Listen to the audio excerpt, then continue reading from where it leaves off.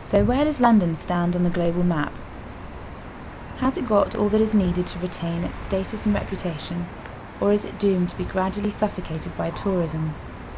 Could it grow ever bigger, or is it time for a new agenda?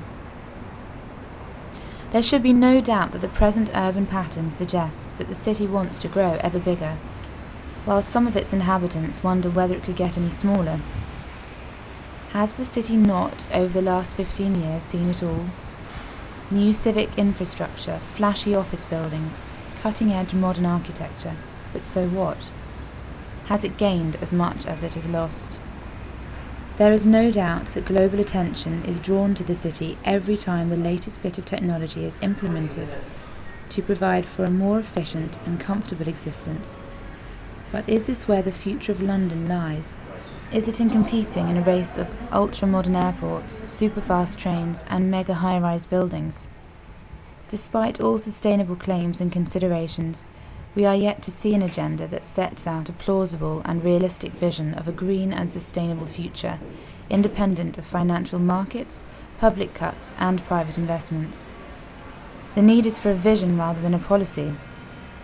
Sometimes the best way to foresee the future is by looking around for precedents which could indicate a way forward. But the problem could purely be that, in trying to grasp London as a whole, we may fail to spot some of the changes that have already begun to happen on a smaller scale. Despite its overwhelming size, the qualities of the city are in what is smaller, older and more intimate, rather than newer, shinier and deliberately impersonal. Some of the recent initiatives that have been triggered by the Localism Act could be a good indicator of what draws people to London. It is certainly fascinating to observe that the residents who could be the most affected by the new Crossrail station at Tottenham Court Road have decided to protect their area from the ripple effect of such large-scale development by defining their neighbourhood boundaries and calling it Bloomsbury Village. The paradox of this situation is that rather than opening up and merging with the rest of Holborn and Oxford Street, they have decided to create their own identity. This voluntary, hands-on approach could be really telling of what is yet to come.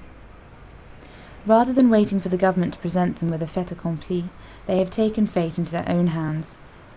As naive as it might sound, the absence of a clear vision that could give this great city a direction may well be beneficial. Instead of searching for the solution, individual groups and local communities could adopt this hands-on approach, which best serves their needs. A city shaped by many villages may prove to be far more sustainable than attempting to fix it all at once. One needs to look no further than the Bonington Square Gardens in Vauxhall. Just by paying a short visit, it becomes apparent that the potential stored in this small London community could easily become a blueprint for what London could become.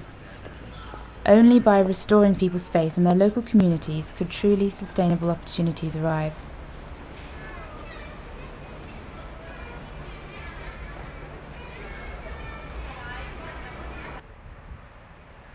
The danger of the euphoric growth that is so evident in the city today is that eventually it will lead to a point of no return.